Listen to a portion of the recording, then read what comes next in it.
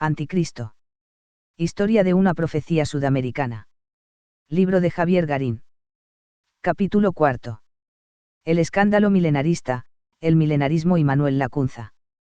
La clave tanto del éxito como de la condenación de la obra teológica de Manuel Lacunza reside en lo que se conoció como milenarismo o quiliasmo, del griego kilias, millar.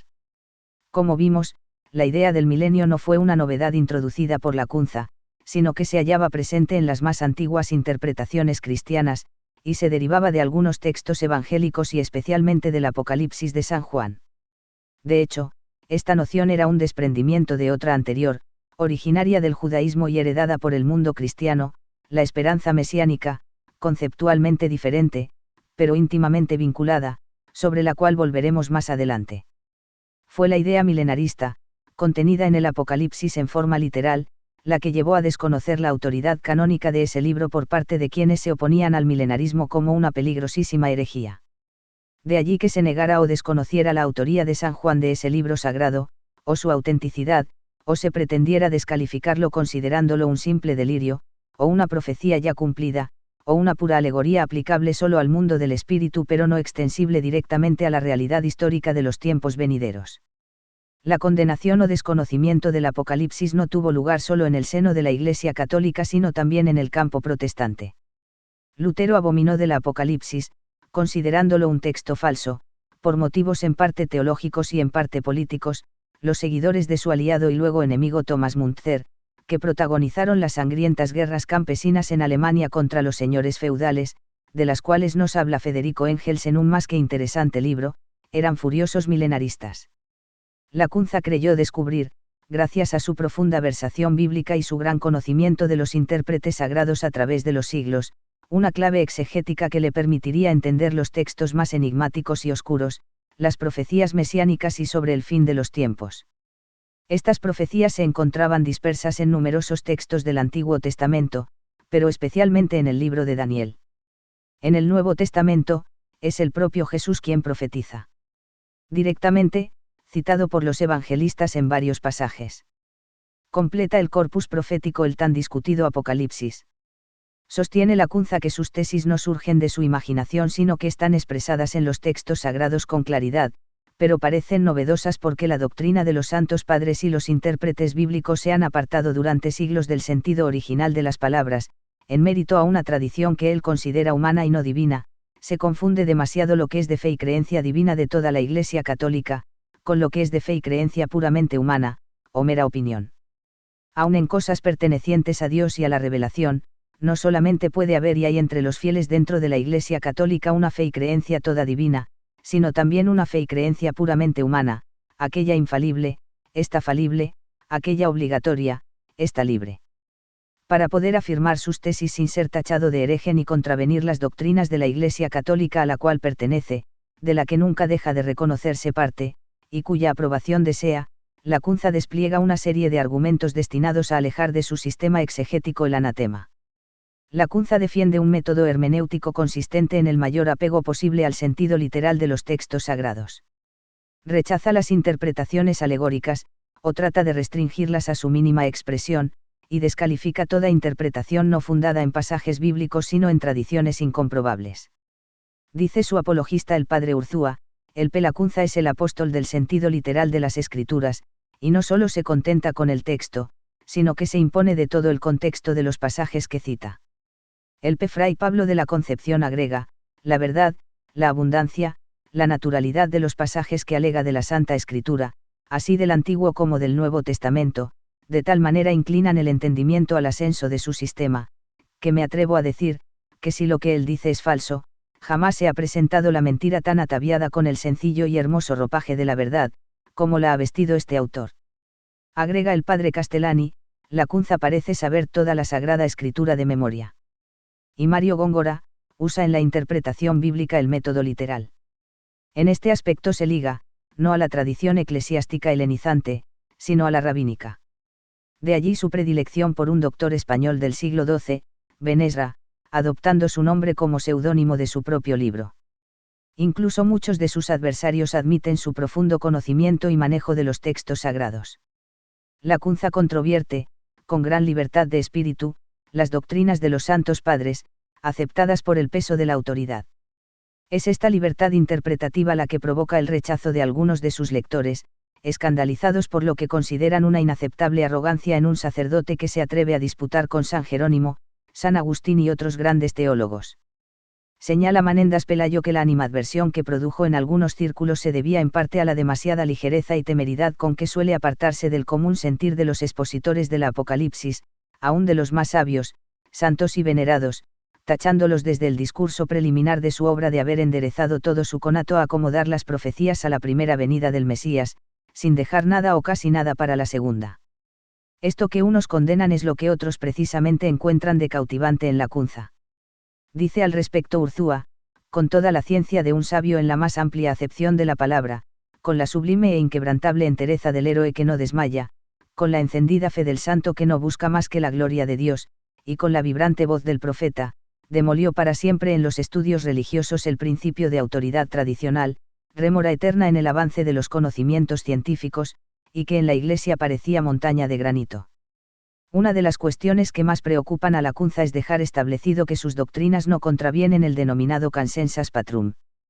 Decreta el Concilio de Trento, en la sesión 4, que ninguno, fiado en su propia sabiduría, se atreva a interpretar la misma Sagrada Escritura en cosas pertenecientes a la fe, y a las costumbres que miran a la propagación de la doctrina cristiana, violentando la Sagrada Escritura para apoyar sus dictámenes, contra el sentido que le ha dado y da la Santa Madre Iglesia, a la que privativamente toca determinar el verdadero sentido, e interpretación de las sagradas letras, ni tampoco contra él. Unánime consentimiento de los santos padres. Para ello debe dejar establecido que en los puntos cuya exégesis persigue, y sobre los cuales no se ha pronunciado la Iglesia como artículo de fe, no existe el mentado consenso, porque hay opiniones harto divergentes entre los propios padres de la Iglesia. Tales disidencias se plantearon en torno, precisamente, del milenarismo. Lacunza argumenta que ello lo habilita a desarrollar su propia interpretación. Durante los primeros 4 siglos de la Iglesia, fueron muchos los santos padres que aceptaron la idea milenarista, como recuerda Lacunza dando muestras de una vastísima erudición. Su rechazo se hace fuerte recién con San Jerónimo, quien gana para sí a un importantísimo aliado, San Agustín. Desde entonces, el milenarismo es descartado y combatido en la corriente dominante en el seno de la Iglesia, aunque en forma subterránea jamás desaparece del todo, sino que cada cierto tiempo vuelve a aflorar en grupos minoritarios y en ocasiones socialmente radicalizados. Aunque más adelante lo analizaremos en detalle, digamos de una vez que el milenarismo se encuentra históricamente vinculado aunque no en forma exclusiva a las reivindicaciones de sectores oprimidos. Esto tiene una razón psicológica, sociológica y política comprensible. En definitiva, ¿en qué consistía la tan demonizada idea del milenarismo? En la creencia de un reino de 1000 años de Cristo en la tierra, que en opinión de Lacunza precedería al juicio final. Todo el libro de Lacunza gira en torno a la idea de que hay 2 venidas del Mesías, diferentes a la interpretación tradicional. La primera venida es la vida, prédica y pasión de Jesús, el Cristo, en la cual, como anunciara el profeta Daniel, actuaría por 3 años y medio, no sería reconocido como Mesías sino por unos pocos del pueblo de Israel, y moriría asesinado.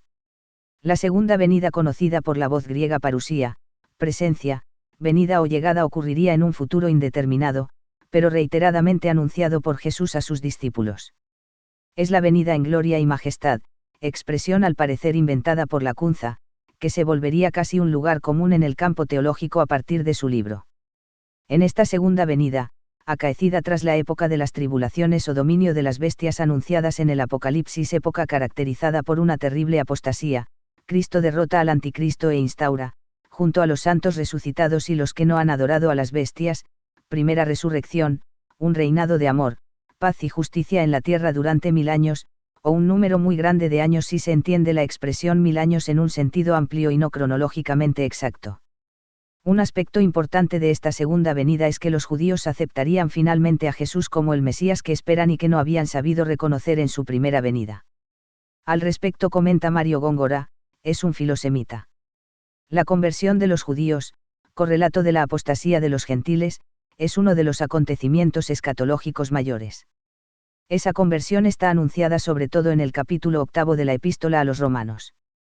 Con ella se inaugurará el reinado terrestre en Cristo en Jerusalén. El tema nítidamente utópico de la Nueva Jerusalén, ciudad de los justos, encuentra aquí su lugar. El milenio, observa Mario Góngora, es descrito a la manera de una utopía idílica y naturalista, una naturaleza y una tierra transfiguradas. Solo al cabo de ese periodo de 1000 años, Satanás será liberado, habrá un breve periodo de nueva apostasía, aflicción y lucha, con el alzamiento de las potencias malvadas de Gag y Meigag, que asaltan Jerusalén, pero que luego de un enfrentamiento de magnitudes colosales, son derrotadas, triunfo definitivo de Cristo. Recién entonces, para Lacunza, tiene lugar el juicio universal y la segunda resurrección, con el término final de la historia. Este relato escatológico, basado en la literalidad de los textos, se contraponía a la creencia tradicional católica en que la derrota del anticristo y el juicio final ocurrirían sin el reinado intermedio de 1000 años. En la primera parte de su obra, Lacunza se esfuerza en demostrar que esa creencia tradicional no es un artículo de fe sino una opinión, y que nunca ha habido una condena de la Iglesia al milenarismo, mitigado, que él postula. Lacunza, señala un comentarista, hace ver que es necesario distinguir muchas especies de milenarismos. Unos condenados por los padres, y otro que ha quedado siempre intacto, y que aún formaba el común sentir de los fieles en los primeros siglos de la Iglesia. ¿Por qué estaba tan arraigada la aversión al milenarismo? Para explicarlo debemos retrotraernos a los tiempos del cristianismo primitivo.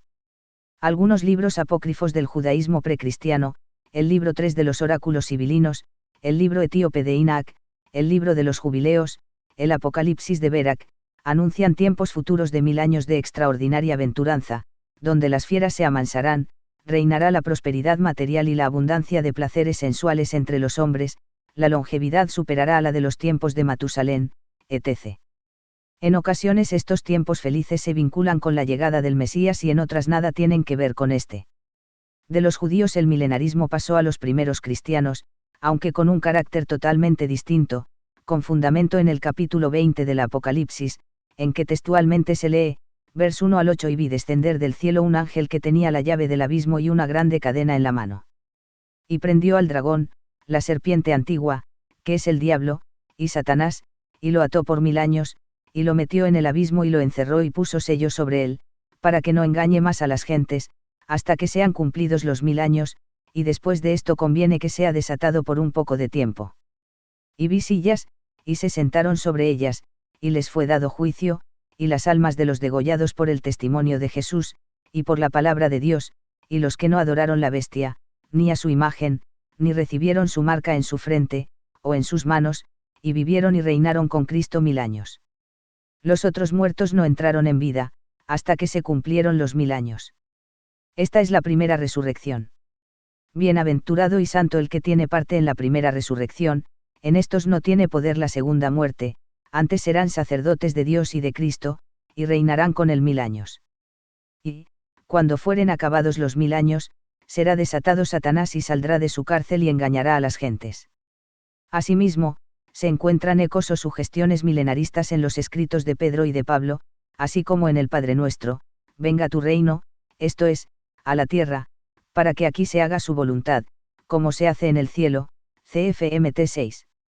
Dice Lacunza que existe sobre este punto una gran confusión de los errores de los antiguos herejes, las ideas groseras de los judíos, y las fábulas de los judaizantes, con lo que pensaron y dijeron muchos doctores católicos y píos, entre ellos algunos santos padres de primera clase, y también, lo que es más extraño, con lo que clara y distintamente dicen las Escrituras. Por eso se esfuerza en distinguir 3 clases de milenarismo. 1. El milenarismo sensual del hereje Cerinto, sobre el cual escribe: como este heresiarca era dado a la gula y a los placeres, ponía en estas cosas toda la bienaventuranza del hombre. Así enseñaba a sus discípulos, dignos sin duda de un tal maestro, que después de la resurrección, antes de subir al cielo, habría 1000 años de descanso, en los cuales se daría a los que lo hubiesen merecido aquel 100 del Evangelio. En este tiempo, pues, tendrían todos licencia sin límite alguno, para todas las cosas pertenecientes a los sentidos. Por lo cual todo sería holganza y regocijo continuo entre los santos, todo convites magníficos, todo fiestas, músicas, festines, teatros, etc. Y lo que parecía más importante, cada uno sería dueño de un serrallo entero como un sultán, y él mismo era arrastrado por el deseo vehemente de estas cosas, y siguiendo los incentivos de la carne, soñaba que en ellos consistía la bienaventuranza. Se advierte a las claras que estas creencias tenían el carácter de una fantasía reivindicativa o compensatoria para sectores privados del acceso a tal abundancia de bienes materiales y placeres carnales. 2.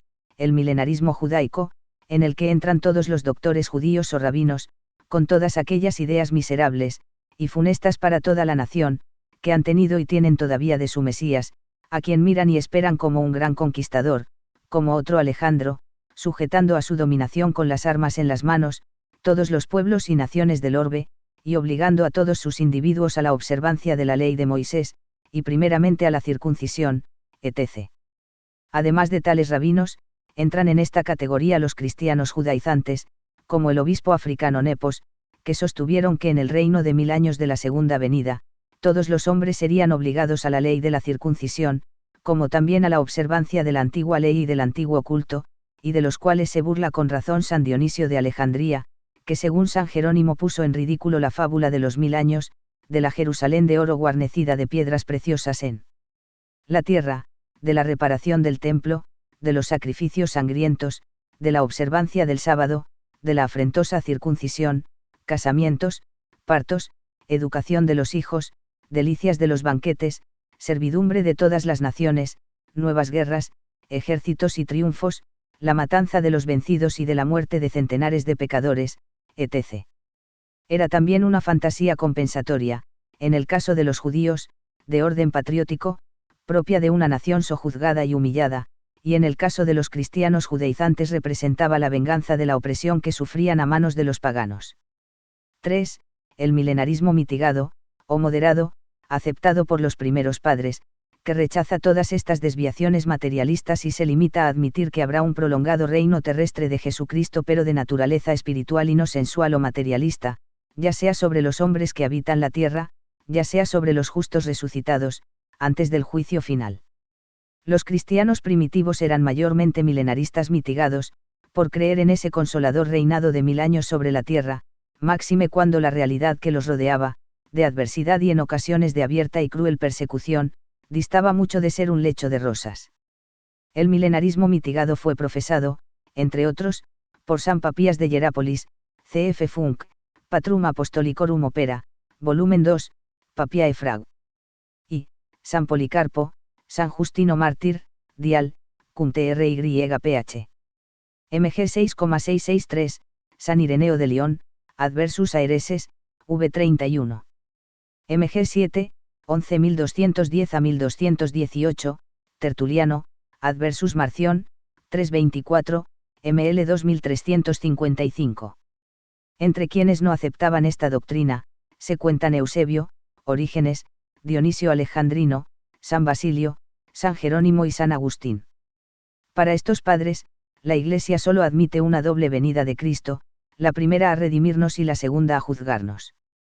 Pero hasta un adversario encarnizado del milenarismo como San Jerónimo dice, sobre el capítulo 19 de Jeremías, que el milenarismo mitigado es una opinión que, aunque no sigamos, con todo no podemos reprobar, porque muchos varones eclesiásticos y mártires la llevan. Entre los censores de la Cunza, el padre Cecchinelli no puede sino admitir que la Iglesia no había condenado jamás hasta entonces esta forma de milenarismo. Con independencia del número real o figurado de 1000 años, se dio en llamar milenaristas a las corrientes que hacen hincapié en el regreso de Cristo, la fundación de la Nueva Jerusalén y el castigo a los pecadores.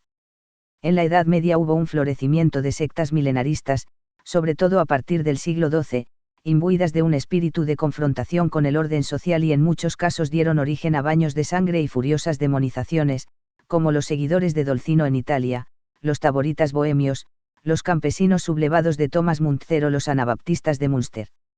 A fines del siglo XII el monje calabrés Joaquín de Fiori pasó a convertirse en el más destacado teórico milenarista. Sus ideas son en algunos aspectos una anticipación formidable de grandes corrientes del pensamiento secular moderno, como el hegelianismo, el socialismo utópico y el marxismo. El descubrimiento de América desató otra oleada milenarista, asociada con la Nueva Jerusalén. Entre los milenaristas del Nuevo Mundo, uno de los más destacados sería el jesuita portugués y defensor de los indios Antonio Vieira, cuyas doctrinas, expuestas en su singular libro Historia del Futuro, se inscribían en el movimiento patriótico religioso conocido como sebastianismo, de gran impacto en Portugal y en Brasil. Numerosos movimientos indígenas, en distintas regiones, se vieron influidos por el milenarismo. Del Barco Centenera, en su poema épico La Argentina, nos cuenta del levantamiento milenarista del cacique guaraní Oberá el Resplandeciente, que se creía el Mesías y congregó multitudes enfurecidas contra la dominación española. Uno de los aportes más originales que se conceden a Lacunza por la mayoría de sus comentaristas es su interpretación de la profecía de los 4 reinos mundiales simbolizados por la estatua de los 4 metales, y la profecía de las 4 bestias, ambas de Daniel, su correlación con las profecías del Apocalipsis sobre el Anticristo, y lo que se anuncia en Amós y en otros lugares del Antiguo Testamento sobre el restablecimiento de la casa de David.